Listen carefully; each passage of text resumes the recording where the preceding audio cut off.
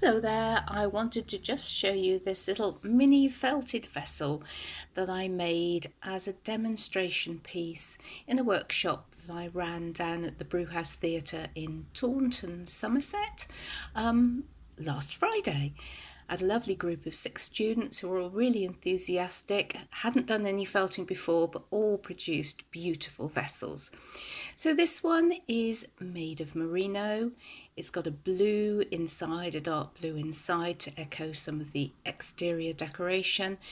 This vibrant green is called pistachio, and the surface decoration is actually a hand-dyed silk hanky, which has got navy through to gorgeous pinks, some red and purples in it, and it just gives that lovely effect of merging colours throughout the whole vessel. Anyway, that's the vessel I made as a demonstration piece. It's all nicely finished and dry now. And thank you very much for watching. Bye for now.